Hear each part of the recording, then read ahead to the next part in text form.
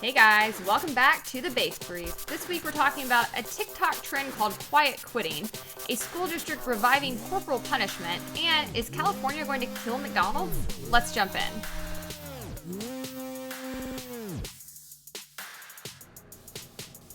Hannah, I love McDonald's breakfast. My boyfriend got me into it, and so if California kills off McDonald's, I will refuse to even visit California. Actually, that's not true because of a very exciting media opportunity I may be going there to do, but can't announce yet. So I will still go, but I will be salty about it because there's nothing better than that McDonald's breakfast. My boyfriend loves it because it's cheap, even before the coupons that he has on his phone, and then they're basically giving it away for free. He has the McDonald's app for coupons for items that are like $2. From all people, of course, he has coupons for McDonald's. I love that. Keep that That's energy his aesthetic. That's his religion, honestly. It's not like we can't afford it. He just loves saving money. That's and I love, hey, I benefit from it, so I don't have the patience for it, but... Yeah, I'm kind of like, I love saving money too, but like when it starts to be a hassle for me, I'm like, just take my money. So you really benefit from that relationship. And I'm with you. I think McDonald's breakfast is like some of the best out there. Once I got my gluten allergy, I unfortunately could not really partake anymore. They've never, how hard would it be to just offer a gluten-free breakfast sandwich? Not that hard at all, but nobody does it. So I can't enjoy it like I used to, but I'm with you. I'll always go to California. It's my favorite state, actually. I think it's the most beautiful state in the country, but man, living there would be a little bit rough. Well, I've had a busy weekend. I feel like I haven't seen you or really talked to you in days, but I've just been crazy busy with social stuff, and then also like had a very long photo shoot yesterday. It was 7 hours, and I just have to say, a lot of people think being a model is glamorous. It is not. It is hard work. And we just did a lot of different looks, a lot of different outfit changes. I had a professional makeup artist on hand, so she was like she was changing my makeup in between different scenes, and like that's why I still have like glitter under my eyes I can't get rid of, and I'm kind of going like stripped down low key today. 'Cause I went right from that, and then Kennedy booked me last minute, so I had to rush over there. So it was a very long on-camera day, but I think we got some great shots. I'm excited to share with people. I have to say, a 7-hour photo shoot sounds like my own personal Vietnam. Yeah, I didn't eat all day. I was like starving by the end of it. It wow, was so a you lot. really had the full model experience. I really did. I had somebody doing wind Is for that me. messed up to say? No, but I mean, honestly, I will say this. I was looking slim in my photos. I can't complain about that part, but I was definitely ready to eat when I left, and didn't really get to because I had to go right to Kennedy. So anyways, long day, long weekend. It's good to see you, and it looks like we've got a lot to go over. What are we kicking off with? So we're talking about whether California is going to kill McDonald's. We're going right into it. Okay. We're going right into this because I just find it funny because the fight for 15 is old news. The whole $15 minimum wage thing is now like no longer woke enough. I see all the progressive activists saying $25 an hour, 30, and I laughed. You replied to one of them and said $100 an hour or you're a racist. And it's like, what is the limiting principle? Because California is about to, a bill is heading to Governor Gavin Newsom's desk called the FAST Act. And what this would do was essentially create a $22 an hour minimum wage for fast food employees at like franchise, not like if it's just, a small business, but if there's multiple locations and it's a significant size. But it would do this in this extremely like socialist way. It would create a government panel that would set wages for an estimated 500,000 fast food workers in the state, according to the Wall Street Journal. This would be a panel with members appointed by the governor and legislative leaders, and it would have workers, union representatives, and business advocates. Sure. They would set wages, hourly wages of up to $22 an hour for fast food workers starting next year. They can increase them annually by up to 3.5%. So, wow, I guess they're going full the Soviet Republic of California over here. They're going to have a government board setting wages. You're going to need those coupons any minute now from McDonald's. I spoke too fast. You better get your scissors out and start clipping because these prices are going to be through the roof. This is outrageous. I mean, not only is it completely detached from just basic principles of economics and scarcity and resources and how things are allocated in a functioning society, but it's also just sort of laughable that you're going to basically price these people out of a job. these companies are not going to be able to sell hamburgers for $15, $20, right? If you want to sell hamburgers for that amount, you've got to really step up the kind of restaurant you're offering, maybe have some wine on hand, some beer that you offer, full sit down, a waiter. Nobody's going to pay for a McDonald's burger for that amount. Like, that's the whole point of McDonald's. It's cheap and it's easy and it's what you do when, like, you're not making the best choices in life, okay? Like, these things don't add up. So the companies cannot fundamentally afford to pay employees that amount and not raise their prices drastically. And so what's going to end up happening is they'll leave, and these people just won't have access to entry-level jobs that they used to have. Yeah, I mean, on the higher prices point, we're literally experiencing crushing inflation, right? Food prices are one of the highest things inflating that people can't afford. And now you're going to do this, and it's going to raise prices. One study said that it could raise fast food prices by up to 20% right away. It would do even more over the long run. Economists surveyed overwhelmingly think this is a bad idea, that it will lead to higher prices. And it's also, like you mentioned, going to lead to huge levels of unemployment. Like, just think about $22 an hour. That's a lot. And, like, basically the way the minimum wage works is it doesn't create any jobs. It just outlaws some jobs. So if you produce less than $22 an hour in value for your employer, for the McDonald's that you work at, which, you know, a lot of 16-year-olds or even 25-year-olds who are just cashiers or whatever it may be are probably not adding that much value.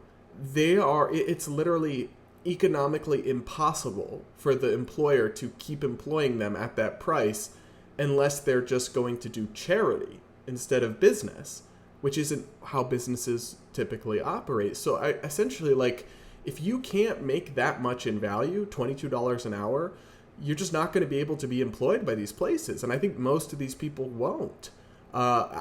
We've already seen like a $15 minimum wage would destroy millions of jobs. $22 an hour is even more. I mean, it's like they're so detached from economics, from reality. It's like, who's clamoring for this? I don't know. I mean, we've already seen that they've gone to automation. They've already, in many of these kinds of restaurants, reduced the number of people who are working in them, period. And as we continue to get more and better robotics, it's just simply going to go to where these jobs don't exist anymore. And I think that that's something we really have to grapple with as a society, because I do think, I don't believe that it's like a calamity that we lose some of these kinds of jobs and that we increasingly move towards better kinds of labor and that we have more industrialization. But we need if it happens naturally, but we need to be preparing our workforce to then do the jobs that are created by that disruption. And we're not really doing that. We're not teaching people effectively how to come in and work on those machines, how to work on computers and robotics. And so that's kind of like the gap that needs to actually be addressed in our society, and our education system is just totally dropping the ball on. But because of those factors, how they're expediting that transition, and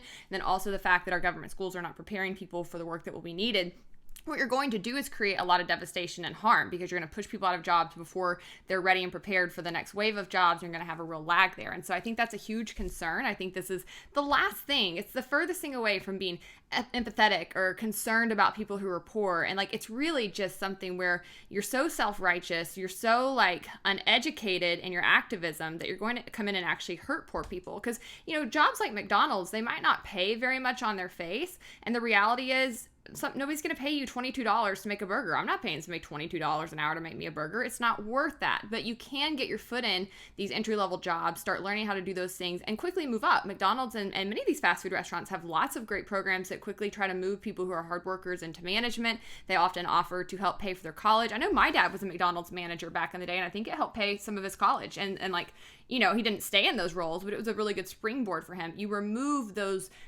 entry-level positions and opportunities for people who don't really have great skill sets yet, who don't have a lot of connections, who don't have much on their resume, and say like, oh, they shouldn't have to work here, they should just get to start here. And it's like, that's just not reality, right? And I think that these kind of companies get just shit on a lot of the time, and it's really unwarranted, because these can be actually very good entry point jobs for people. It's also rooted in the misunderstanding of how someplace like McDonald's works. People think, oh, McDonald's is this mega billion-dollar corporation, and in a sense it is, but it's mostly franchises. So like your McDonald's in Palo Alto, California is not like part of a massive corporate. It is like a franchise, but they're just, one guy might own 3 or 4 of them in that area. And so he doesn't have this unlimited budget and massive profits that they seem to think they can just tap into to pay people more. His stores might have to close. His stores might have to cut employees' hours. They might have to invest in automation. They might have to jack up prices. There's even a study, actually, that showed at McDonald's in the past, almost all of the minimum wage increases, and this would be much bigger than the past ones, but almost all of them were passed on through higher menu prices. And, you know, rich people don't eat at McDonald's that much. I mean, a lot of times the majority of their customers are working class or low income people because it's very cheap food.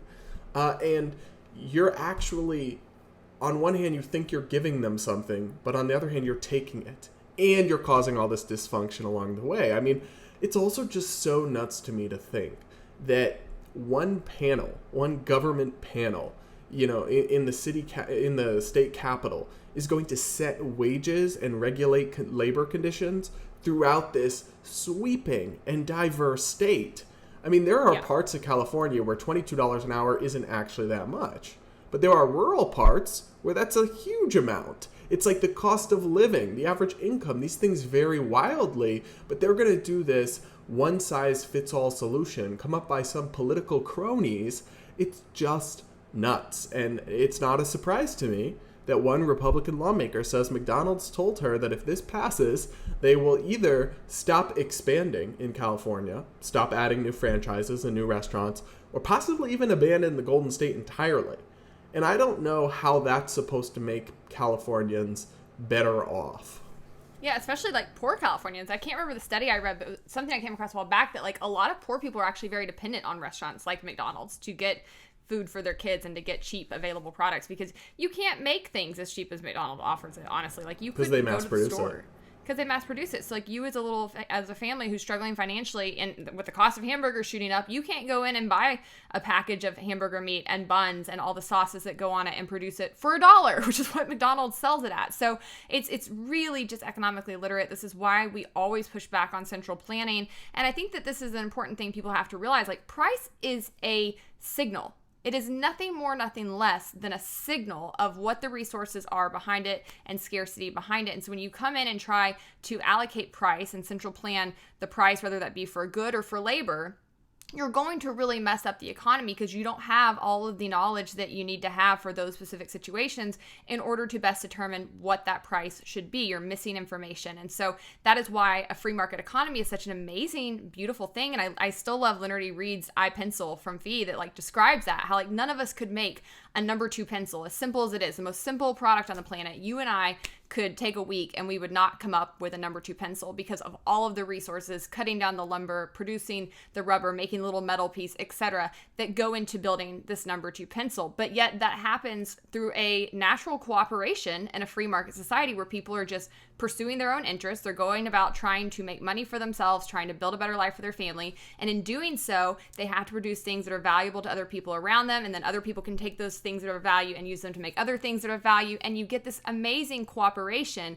But what happens when the government comes in and tries to centrally plan these things is you basically throw a wrench in that entire machinery that's operating quite well, because you think that you can centrally plan things better. And it's just arrogant. And I think that it really comes down to the fact that there is a significant war on work these days. And I think this is troubling. You know, it's impacting California now, but these are the kinds of laws they want to pass federally. We often see the Democrat Party try to take laws that are passed in California, like the PRO Act, and try to implement them federally. So it could have much bigger repercussions in the long run. Yeah, look, they're already saying the union activists who are pushing for this want to make this a national model or one that they take to the different states. And California's like their test case. So it's not just a local story. But I find it really interesting what you mentioned about prices, because you're exactly right. So many like famous free market economists, when you ask them like what the most important thing to capitalism is, they will say prices. And that's like, your system can still function, albeit imperfectly, with, you know, taxes or some forms of welfare or other things. But when you have price controls or price caps or price ceilings, it blows the whole system up. It can't function at all, because that's the most essential element of a market economy, is the way that prices convey information. And this came up actually with the topic we talked about last week, the student loan issue, because somebody essentially said on some program that I was on, this is the high cost of college is a problem in part because, now majors like English or philosophy or the liberal arts don't pay enough, and we need those people. We don't just need STEM and doctors and lawyers. And yet the monetary incentives here are all pushing people away from the liberal arts. And I'm like, but actually we do need fewer liberal arts people and more nurses and more doctors and more coders, because that's why the prices are higher. They're revealing massive societal need and demand for people in these fields, and not so much demand or need for more philosophy majors or gender studies majors. And that's not something to lament. Maybe you wish in your ideal world it was differently, but it's not. It's the reality. And so it should be how it is. And in the same way, prices for labor, look, we would all love to have people earn $100 an hour, but they can't. And if you try to force this kind of thing, you'll just leave everybody worse off in the long run. And their purchasing power still won't go up. I think that's the most important thing, right? If the minimum wage is $100 an hour, that's the same thing as it being $7 an hour. It's not going to make them more well off. It's not going to give them more purchasing power because the prices simply go up. They actually still stay the same. They're still not actually having a better position in life. If people want to earn more money, they need to create more value, to learn more skills. And that's why we typically see people improve in their career, right? You don't typically see people take a huge step back in their career once they've gotten far enough along in their trajectory. And that's because they are creating more and more value as they become better at what they do. If you want to work in a field that is not in high demand, that's fine. You can, but you have to be the best. And that means you probably have to work harder and be smarter and be more talented than all the other people that also want to do that job, right? And I think people just want to live in this utopia, and I get it, but I guess, I don't know, I'm more of a realist. I'm somebody who just likes to confront life for what it is, see things as they are, and that's just the reality you're dealt with, so deal with it. Grow up, grow a spine, work harder, and deal with the way things are, because trying to come over here and pretend that reality is not so, you actually just hurt a lot of people, and most of all, you hurt yourself, because you prevent yourself from doing the things you need to do to actually get with the program. All right, well, speaking of getting with the program, there is a new program in a Missouri school district. They just announced that they will be bringing back spanking as a form of disciplinary behavior. And this has gotten a lot of attention, especially because there are many warnings from public health experts that say this practice is detrimental to students. It is worth noting that the school is making it optional. Parents have to actually agree to it, but I think this has caused a lot of shock because I'm sure many people weren't aware this was still something that was done. I was, because I live in the Deep South, and there's actually still 19 states where this is legal. It's not in practice in all of them. That blew my mind. Yeah, it's mostly the Deep South, but it is still legal. There's also a Supreme Court decision from the 1970s that actually gives states the ability to set this policy. They've ruled that it's constitutional. The most current data I could find was from 2017 to the 18 school year, and it showed that about 70,000 children in the U.S. were hit at least once in their schools. So I talked about this on Kenny last night. I'm curious to hear what your thoughts are on this decision. So my initial thought is, I'm glad they're making it your parents have to agree to it. Because if my kid went to school and somebody there hit them, that person is catching these hands. I will show up to the school, I will roll up on this person, and my ratchet street mama would come out and I would claw their eyes out. I would absolutely be livid if somebody put their hands on my child. Now, I guess it's a different question when parents agree to it, but it still makes me extremely uncomfortable. I am not at all on board with it as a good idea. I just don't think look, I will just say this. I worked with kids for years at the YMCA as a camp counselor in the child care department and as a lifeguard, and I worked with many challenging kids who had real behavioral issues. I worked with kids who would hit you or bite you or oh my God, the craziest story. One time, one of the girls that I worked with, on the first day of camp, she did have some different needs and learning disabilities. And she came up to me on the first day, poked me in the stomach and said, "You're fat. I don't like you." It turns out she actually had a huge crush on me and I was her favorite. And so she was mean to me all summer, including one scenario where we're paddleboarding on the lake and she goes rogue And she gets panicked, and she stands on her paddleboard as the tide pulls her away down the lake, and then swings her paddle at anyone who tries to come near her. So I have to swim down this whole lake, chasing this out-of-control child, bring her back while dodging her swinging a paddle at me. And of course, on the last day, after being mean to me all summer, she got out of her mom's car when she was leaving. She ran over and grabbed onto me and started crying and told me how much she was going to miss me at school. And, but I'll just have to say, I worked with incredibly difficult kids. Never once did it even cross my mind that I needed to hit them in order to be in control of the situation or discipline them. I'm not a parent. I can't speak to that. But I have worked with kids, and I just don't see what scenario in which this would ever be necessary. I mean, restraints are one thing. If you work in a school or you work with, some kids with challenges, you'll often be taught how to restrain a student who is being violent, right? That's one thing, but that's not what we're talking about. We're talking about like spanking or paddling or hitting as a form of discipline. And to me, it's nuts. It's totally unnecessary. And it's just, why are we showing kids that that's how you resolve problems? Yeah, so I'm with you. I actually, unbeknownst to most people, ran a special needs program at my church in Nashville for kids and dealt with kids that had a lot of behavioral issues and frankly got my ass beat most Sundays I was doing it. Never once did I ever think about striking a child. And there are so many de-escalation tactics you can learn and have at your disposal when you are in those situations. And the thing is, when it comes to behavioral issues in kids, I think a lot of this overlaps with my experience in the criminal justice system. But the reality is that most kids who are acting out have deep trauma that they're acting from, right? You don't see most kids just become violent, just become unruly, just have really bad behavioral issues unless there's something much deeper going on. And so if you hit them, if you respond to violence, or if you respond to behaviors you dislike with more aggressive behaviors, with more violence, that not only does not solve the disciplinary issue, it actually can exasperate it. It can make them more angry. It can make them feel more unsafe. It can have where they have deeper trust issues and authorities, where they can become even more unruly. So I think that it is just not a smart way. There's research on this, right? There's a lot of research on this. There's things like the ACE measurement test that we could be doing in schools to measure like adverse childhood effects, so that we could even see which children are more predisposed to having issues, whether it be just mere disciplinary issues, or even worse, like have actual violent tendencies and maybe even end up becoming involved in the criminal justice system. There's things we could be doing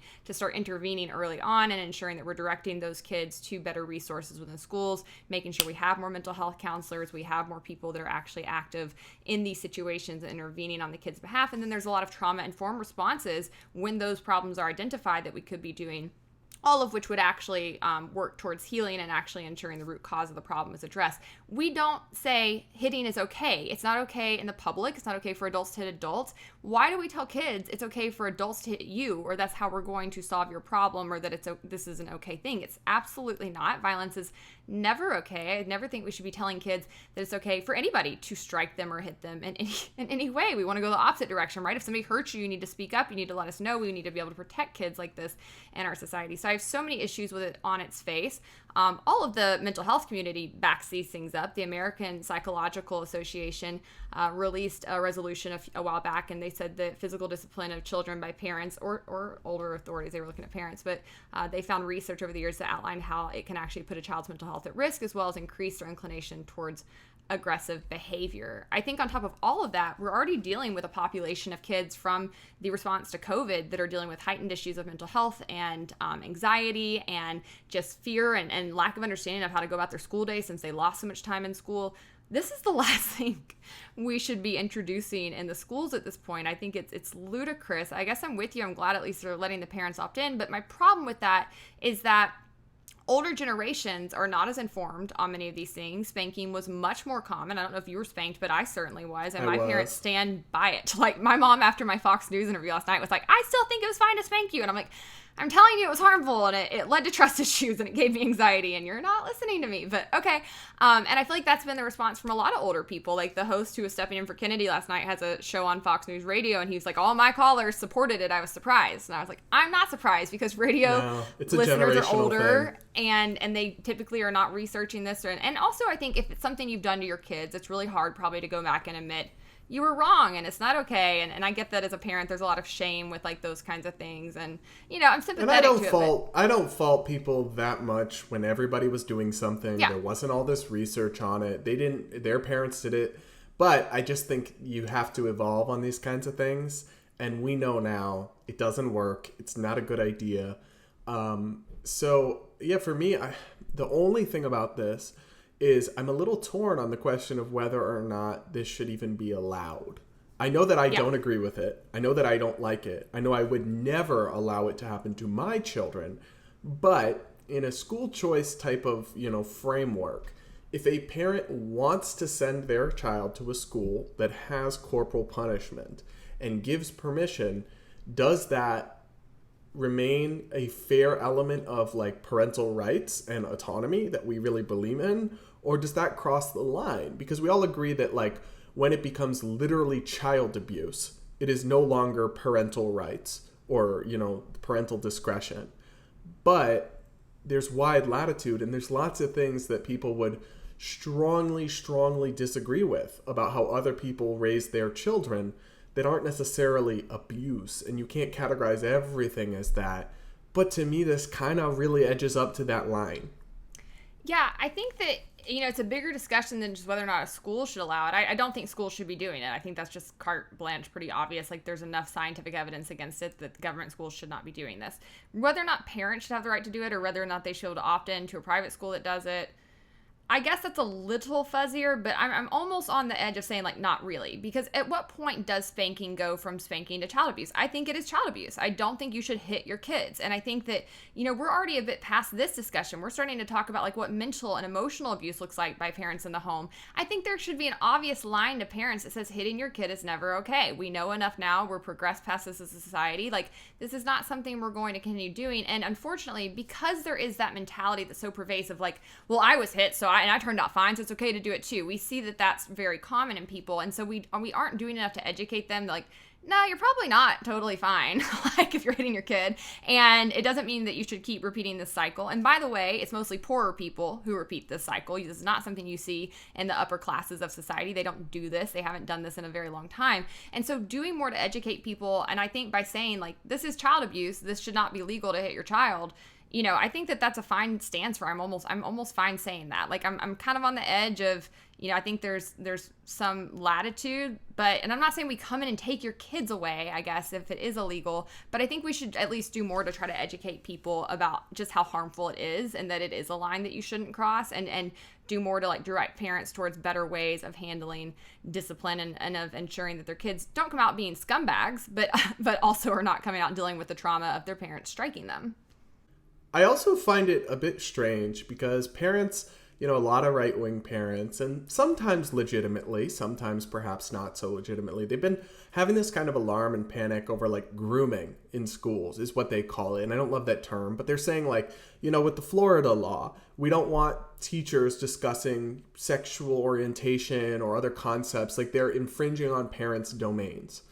And it's complicated, the nuances of that debate, but it's weird to me that the same, like, deep red states allow these same parents to spank the children on their buttocks as a form of punishment. It's like, I'm sorry, where are your boundaries exactly?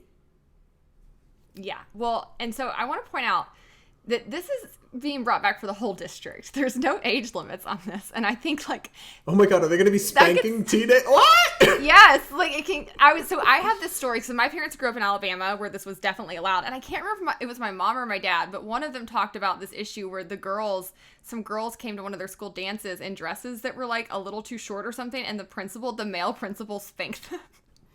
All right, that's a fetish child abuse situation. Yeah, right there. I'm like, it's very clear how this could get into some weird territory in these schools. Like, why would you ever put your child in that position? So yeah, I can't think of a single reason why you would opt into this or you think this is a good idea. I think it's utterly ludicrous. But you know what else is ludicrous? This latest TikTok trend you've come across about quiet quitting. Yes, oh my goodness. So you and I are a few of the only right-of-center voices who have yet to be purged from TikTok. So we're still on this app. Hanging on. They're not showing our videos to anybody, but we're hanging on. Yeah, I've had a few actually take off, but the algorithm is definitely against us. Last week. Okay. But so the concept of quiet quitting has blown up on TikTok, and now you're starting to see it, it covered in mainstream media, like, this is what the youths are doing, and everyone's like, yeah, okay, boomer, we've been talking about this for months. But it's essentially, the name is a little misleading. It's not actually quitting your job. It's what young people do to vent their frustration. They soft quit their job by beginning to do like the bare minimum.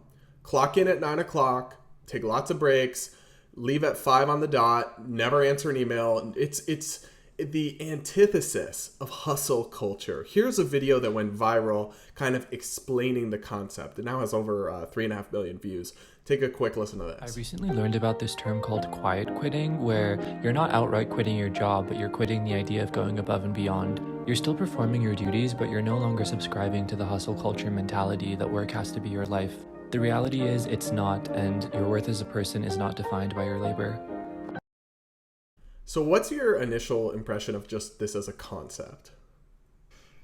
I guess I'm just kind of torn on it. Like, I'm a little sympathetic to it, and I have to admit there's probably been times in my past where I've quiet quit, not for the long term, but like in the month leading up to leaving, or, while I was job hunting and getting ready to leave. So I'm a little sympathetic to it if we're talking about this as like a short-term response to a work environment that's no longer working for you.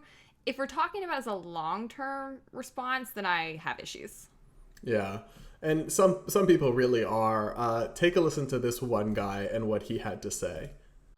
If I'm supposed to go above and beyond, then so should my pay. Don't expect something for nothing, right?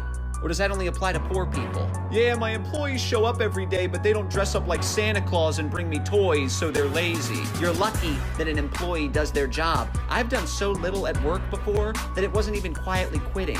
It was technically robbing. Oh. Right. Technically robbing. Yeah, technically robbing. But this kind of demonstrates, and this one's pretty viral on there, the mentality here is like, do as little as possible. If y'all want me to do more, pay me more. That's just not how it works, folks. Your wages closely correspond, and economic data confirm this, to your productivity, right? And by producing more, that's how you get the promotion and get the higher wage. But you can't just sit at the bare minimum status quo and then wait to be promoted before you level up your skills or your game. And you're never going... the other flip side here is like, work-life balance is one thing, right? But just phoning it in and doing the absolute bare minimum and then saying, well, I expect to be paid more if I'm going to actually hustle or try hard, you're not going to get paid anything when you get laid off, because we are in a recession technically. We haven't started seeing like mass layoffs or terrible job numbers yet, but we may well soon, and if not now, in a year or two.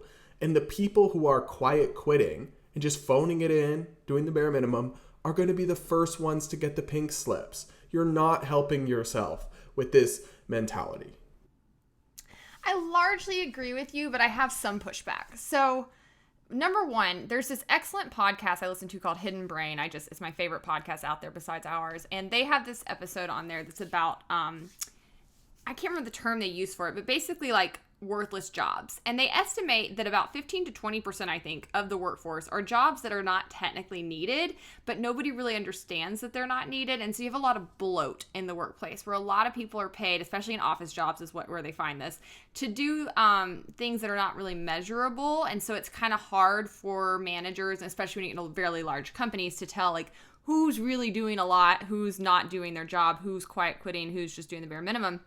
So I think that is one problem that we have just in our workforce in general that exists, period, but that will be exacerbated during a recession where like deciding which jobs can go, which ones cannot. Those are things that can be a bit muddied because the lack of information higher up. But I do think if you're somebody who does go above and beyond, that's usually pretty evident, right? It's not always as evident that somebody just sucks at their job or isn't doing their job or is quiet quitting, but who goes above and beyond is evident, and people do take note of who those employees are, and they're going to want to keep them. So right now, it's kind of crazy to me that you see this trend all over TikTok and that people are openly admitting on TikTok with their faces it's and public, their names. Their names. Yeah, But that they're doing this. And I'm like, dude, you're going to be the first to go in this looming recession. Like, right now, I'm trying to get as many income streams as I can coming in. Like, I think we're headed for some really hard times. Like, I don't understand this mentality. But my one pushback on you is that I have been in jobs where, and I'm an above and beyonder in every facet of my life. I do the most. And so I'm always seen as like a golden employee and very much prized in the places I've worked, but that has not always led to the growth and income that it should have, specifically in nonprofit world. You know, I've been in jobs where I was killing it. I was knocking out the park. I was working tons of extra hours. I was adding tons of benefit. And then I'd get a pretty meager raise. Even when I was asking for raises, even when I was pointing out all the value, they were just kind of like, well, you're in this position and this is our max we pay for this position. And so we can't really go above that. And just that is poor management on their part. And they lost me ultimately because of it. But I do think that happens. That's where I'm going with this. Over the long run, you will get compensated for your increased productivity, because if you are, say that you have an entry-level job and you're making $50,000 and you're producing $48,000 in value, or maybe $55,000 at first, and you level up your skills, you hustle, and all of a sudden you're producing $70K in value, but your boss won't give you a raise, or he'll give you a 1% raise. Another company can profit by poaching you and paying you $65,000. Or you can use the proof of your productivity that you're demonstrating to go out and get a job at a higher level that you wouldn't be able to get if you were just doing the bare minimum. I agree, your current employer may not immediately raise your wages, but over the long run, you're actually a perfect example of the opposite of this, because you are a hustler. You never have done the bare minimum in your life, right? Or maybe in a few cases, but by and large, you and I burn the midnight oil. And maybe it wasn't immediately recognized by your current boss, but over your career, it has exponentially increased your success and your earnings. And the problem is that they'll just get stuck in a rut where they're not advancing, they're not developing their skills because they're doing the bare minimum, but then they just stay at that level. And so I agree, you might have to hustle for a while before you get rewarded, but ultimately you will. And that's why I think this is really bad advice for people. A, they're going to get laid off, and B, they're closing the door on their own career advancement, right? Yes. When a promotion comes up, you're looking at the level below. Who are you going to move up? The person who's just done the bare minimum, or the person who's been hustling, who's been showing they can handle more responsibility? I think it's clear. I also think some of this is just like borderline absurd. And so I want to play this one that I really, really got a kick out of. Because they just didn't want to hire anybody else. And they were like personally negotiating with me, trying to get me to do more work again. And I was like, I'm busy. And I used all the extra free time and free space made in my mind, no longer worrying about doing work. And with that extra energy, I came up with the idea to do queer history walking tours. I did a GoFundMe. A lot of my coworkers donated to it. I still do it. The pandemic was hard, but yeah, I was able to quit. And in doing less, I made life better for everyone around me. Do less, do less, do less, do. So this person says that by quiet quitting, they were able to start doing queer history walking tours. And then they close out their video by chanting, do less. This is not good advice. This is not a model for productive life. They said by quiet quitting, they made life better for everybody, but basically said their colleagues donated to them and then they couldn't make any money during the pandemic. I'm done. So I'll say this. I think I quiet quit when I worked in the music industry towards the end of my time there. I hated it. I didn't want to be there anymore. I still did my job, but I by no means was going over and above. I was starting to do a lot on the side in politics. I was writing a lot more. I was posting on social media all day. And I will say that me quiet quitting for a few months there, it did kind of allow me to springboard into another career. And so but that's not really quiet quitting though, because the thing that if you watch more of these videos, they're saying quiet quit and then don't do more work. Don't go and, work is bad. Netflix, social media, be outside. What you're saying is, when you're getting ready to move on or make a change, scale back a little bit at work and then hustle on developing your next move, your next career, your next skills. That's not what they're talking about. They're talking about clock out at 5:01 and go watch The Bachelorette and do your nails because self-care.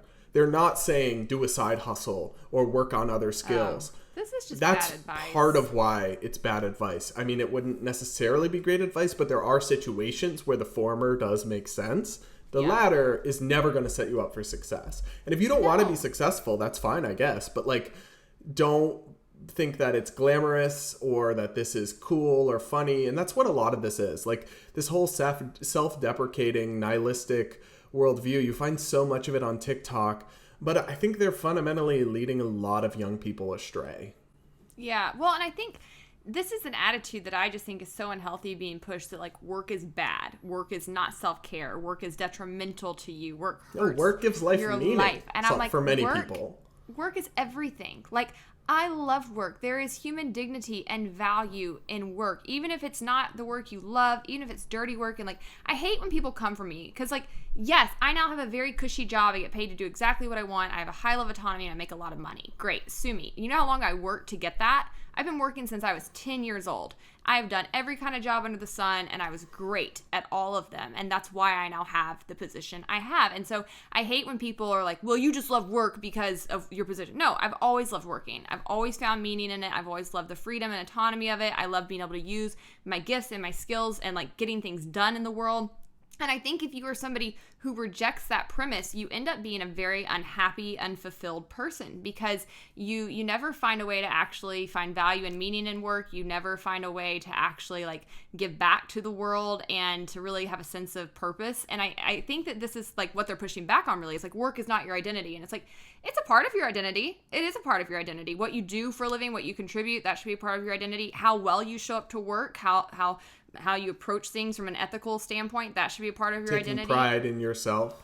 Yes, taking pride in yourself and also like trying to build a better world for people you care about, like having the investment in yourself to actually try to improve your circumstances. These are higher values that people should be striving for and seeking. You're never going to have a happy and fulfilling life from sitting around watching Netflix, watching porn, stuffing your face, kicking it with your friends. Those things are fun maybe for a little bit, but I promise you, if you ended up getting to do nothing else but those things all day, every day for a month, you would find your life vapid and hollow and sad. And so it should not be encouraged. I agree completely. And I do think that I feel bad for people who don't find any meaning or fulfillment in their work, but your goal should be to reorient your career and find that, not to, work as little as possible. You can find plenty of meaning in life outside of work, but for most people, it's a big part of being fulfilled and feeling like you're doing something with your life. I mean, the whole thing in WALL-E where they're all like super fat and they've got chairs that move around in the air and they drink soda out of an IV or whatever. It's like that is actually meant as a warning of like that is where you'd end up if you literally just all your day was recreation, and you would be miserable, right? Like people need to have meaning in work and purpose, and work is actually good. Even if it is meaningless work to you, meaningless, there's something in providing for yourself and providing for your family and being independent and taking care of yourself that has inherent dignity to it. And that's what I want these young people to find, and they're not getting it from these silly trends on this communist app.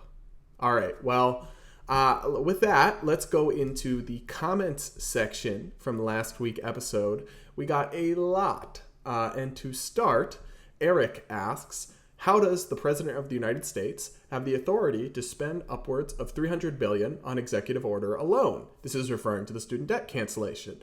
And Eric, that is a very good question. The answer is he doesn't. The only unfortunate part is that it may be hard to actually fight this in court because it's unclear who will have legal standing. But I do hope it gets struck down. Hannah, this next one is at you. Yeah, it's from Rico, and he says, doesn't shock me that a libertarian would be on her phone in a movie theater. I'm not really sure what that means, because the libertarian's I guess saying going to like thwart you're the selfish. rules. Am I selfish, or it's because I'm thwarting the rules? It could go either way, but okay. Guilty as charged. You got me. The next one says, I believe in hunting but not killing for fun. If you're going to hunt an animal, you must eat it.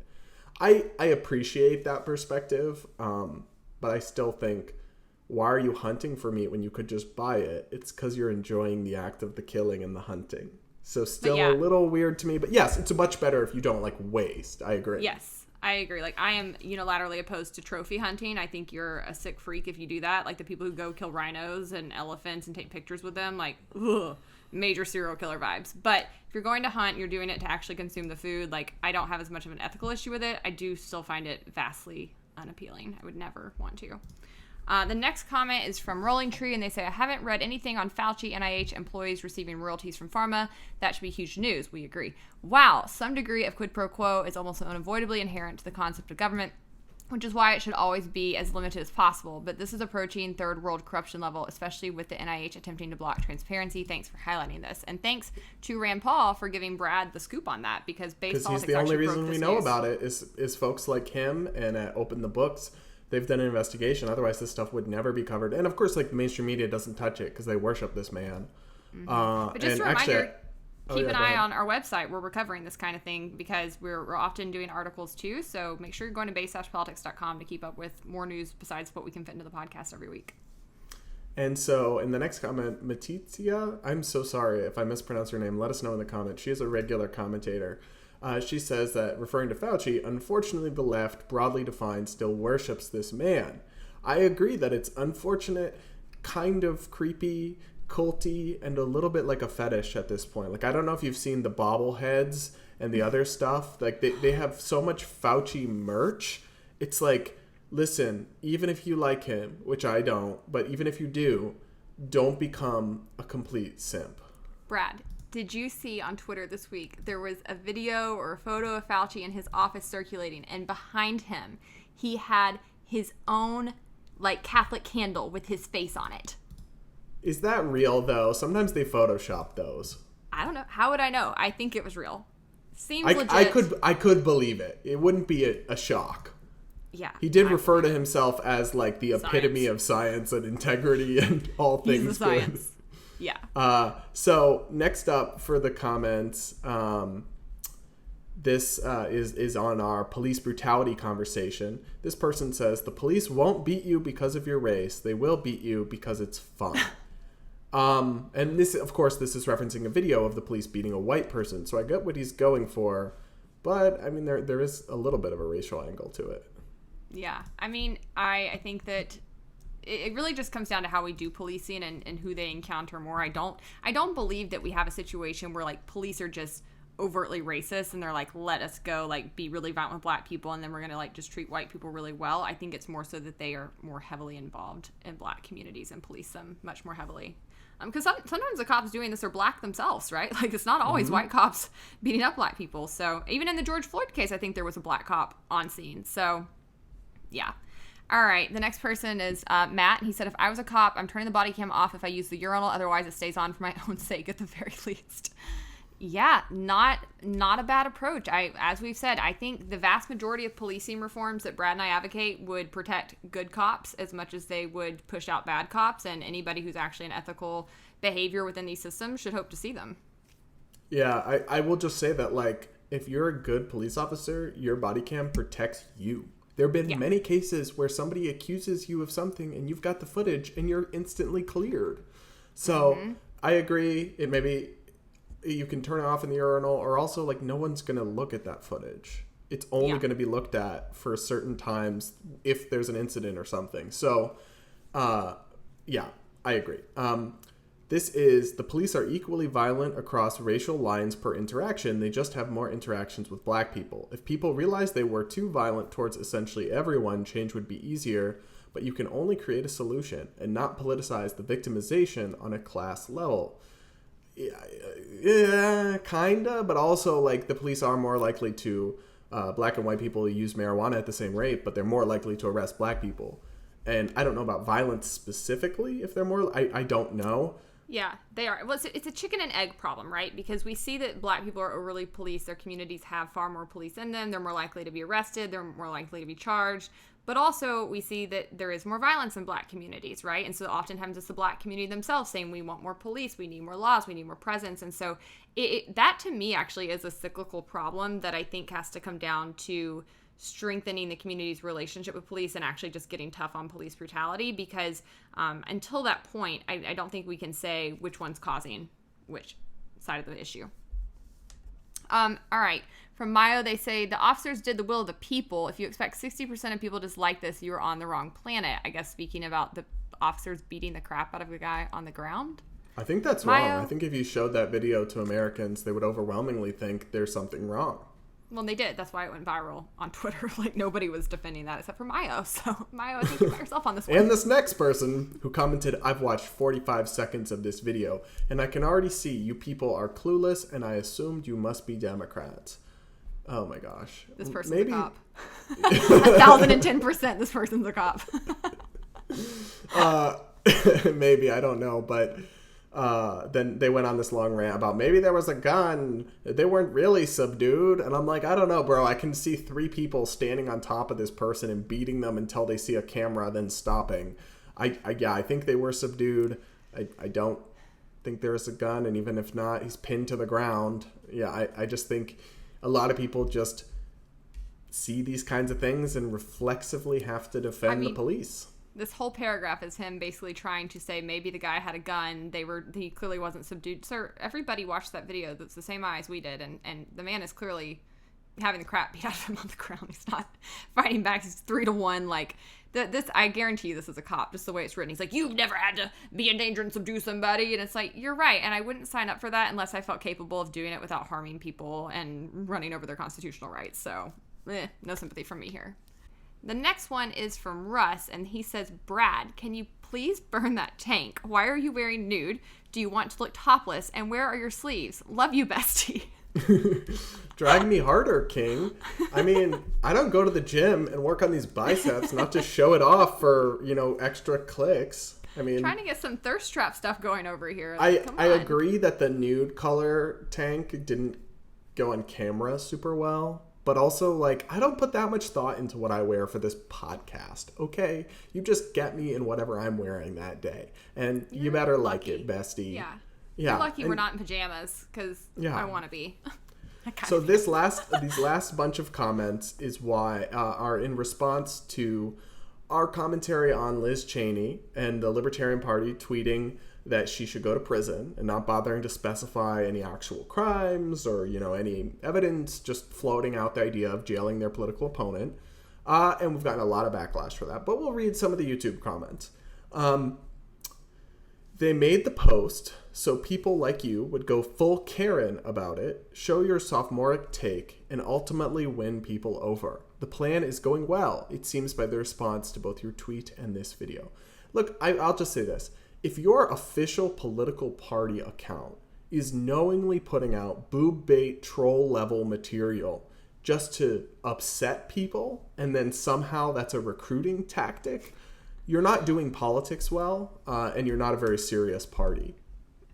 I mean, there's just nothing serious going on in the Libertarian official movement at the moment, and that's why all the serious people are leaving. We've talked to many donors who are leaving. We're 2 of the more well-known messengers who want nothing to do with the party these days. Many of the top activists have left, and it's like all these people keep telling them, you sound crazy, this isn't going to be effective, this isn't going to work, and they're like, rattled ya, gotcha, see, we're effective, we're kicking the right people out. And it's like, no, you're kicking everybody out, and also we never joined you in the first place because we already had issues with the ineffectiveness of the party, so it's just very unserious, very, these are people that I just increasingly like. I don't even know why we give them the time of the day or talk about their bad messaging, because even worse than that, they're not people who have the first clue how to go pass a bill or win an election or build a coalition or actually get anything done, in which to do, you have to be a good messenger and you have to be able to get people who disagree with you on a number of things to work with you. This is the opposite of that, and I just, I'd kind of hope that maybe the LP would get it together, but also, I've said over and over and over, I'm not a party person. This is why I want ranked choice voting. This is why I think issue advocacy is the better way to go. I just don't think they're serious people largely at the helm, and it sucks because there's some really good people in the party who I think are trying to do some good things. There's some very good affiliates I've had the pleasure of getting to know, but I feel like a lot of them are having to swim upstream to compensate for all of the very bad messaging and just amateur behavior coming out of the people who spend entirely too much time on Twitter. Part of the party. So this next one says, this is why I call myself a libertarian, lowercase l, and not a libertarian, capital L. The party is doing party stuff. Being truly libertarian is voting for the candidate that best fits your political needs, not voting for a party. And then at the end, this person wraps up by saying, it's also not libertarian to want to sick the police on a person who you disagree with politically. I agree, but apparently Hunter does not. He commented, they're right, Liz Cheney deserves far worse than prison. Okay. Very normal thing to comment. Yeah, I think this gets into very icky terrain where, like, what separates you from Liz Cheney? Like, if you're wanting to come out here and use violence against people, if that's your answer to how you get things done in society, like, you offer me nothing. Like, I think you're as low down as her. And I have, you know, the utmost of disdain for her and think very lowly of her. But these people, you're no different than the people you hate. So many people respond and be like, wow, y'all love warmongers, or you guys love shilling for Liz Cheney. It's like, you clearly didn't even listen to us, because our whole thing was just dumping on her and saying, like, well, there's no shortage of us criticizing Liz Cheney on the internet. But it's just like this whole like concept of imprisoning your political opponents for thought crimes or bad votes. It's like, it's not something I'm on board with. And some people did agree. It's the same thing as people on the right being like, you weren't mean enough to Trump. It's like, if you're basing where people stand on issues based on how mean or cruel their tweets are, like, you're just really far removed from the apparatus of actually being effective or influential in the political system, because that's the last thing that actually matters. I don't think that you tweeting Liz Cheney for prison, it does nothing. It does nothing. It makes you feel like really cool, I guess, which is just kind of laughable. But it does nothing to actually reach people, to teach them why you think Liz Cheney is so problematic, to convince them that war actually is as bad as we say it is. In fact, you're just kind of presenting the same kind of carceral, punitive, violent responses that you're saying are so harmful from her. Like, what do you offer anybody? Nothing. And that's why I can't take these people seriously. Caleb said, respect you both for being principled in your beliefs. To be honest, I admittedly struggled with remaining principled as well. Using the legal system to club political opponents is an abuse of the system. Nobody should do it whatsoever. And I think that's right. The justice/legal system is a bastion of injustice. It's disgusting. We should all be working to reduce it. The last thing we want to do is be carceral and want to expand it and give it more power, give the state more power. Like, absolutely not. I mean, you're never going to get me on board with that. I think it's incredibly short-sighted. And again, like, this is why I just don't have a whole lot of hope for that movement, and I think it's better to work outside of it. All right. On that note, thanks for all the feedback. Comment on our YouTube videos of our different segments, and we'll read your comments, or you can leave podcast reviews, and we'll read those too. For my hot take, this one, I don't know how people will feel about this, but I don't care if it's basic. I don't care if it's the gayest thing I've done in a long time, but I absolutely love the song Victoria's Secret by Jax, the one that goes so what's really cool about this song, oh no, I won't, I can't. Maybe we'll play a little bit of it right now on the audio podcast. We can't put it on YouTube or we'll get copyright droned. But basically what I really like about it is this person, Jax, this woman, she was on American Idol, but then her career didn't really seem to work out that much. But then she made this song and put it on TikTok, and it went mega viral. And then all of a sudden it was trending on the Billboard, like in the top 10, and now it's a massive popular hit. And it was all started with a TikTok. And I just think that's really cool. The song, I guess it's like a little woke or whatever, but also it's totally valid, I think. I mean, it's all about how like Victoria's Secret pushed unrealistic standards. It was all made up by a dude, and they just made money off of selling like unrealistic body image to insecure young girls. And of course, actually Victoria's Secret responded to her and put out this statement like saying that they're trying to do better and reflect, more people's bodies and all this. And I get that some of that's kind of woke, but I also think it's valid, right? Like, no. And this happens with men too. The men that you see on like Men's Health magazine or GQ or whatever are extremely airbrushed and photoshopped. Normal people's bodies don't look like that. And it's a million times worse for women. And so it's also just a bop. It is stuck in my head. I cannot get it out of my head. Well, it's not only, like, even the Victoria's Secret supermodels have talked about the crazy, regimens they'd put themselves in before the big fashion show every year. Like, they would just do these abnormal things to their bodies to get them to look like that. And it's like, okay, even they can't look like that sustainably, right? They have to, like, do this one time a year where they just crash diet, basically don't eat, work out 10 hours a day. Like, it's crazy. So I do think it's a good thing we're moving away from those kinds of beauty standards. And I think with Victoria's Secret, it's not even that they're woke. It's that the market crushed them on that. They did not adapt very quick. They didn't start offering more a more inclusive like size range, but even more importantly, they didn't follow where the trends were going, which was to more like comfort and actual practicality in women's underwear versus like pushing your boobs up with an underwire all day to look hot for some random man. Like, no, thank you. And so they're having to adapt because other companies came in and were like totally undercutting them. So love to see the free market at work there. Also, there's another song on TikTok that just had that kind of experience that I love. It's more of like a country kind of like folky song, but it's called Stick Season. And it's by this new artist named country. Noah Kahan. It's not like bro country. It's like indie folk rock. Just check it out. It's so good. The lyrics are so on point for me and just like the season of life I've been in lately. And I just think it's a masterpiece. I love it. And I'd never heard of Stick Season. It's something they say in Vermont that apparently symbolizes like the transition from fall to winter and like the thing that you thought was beautiful dying and like just being left with the ugliness of it.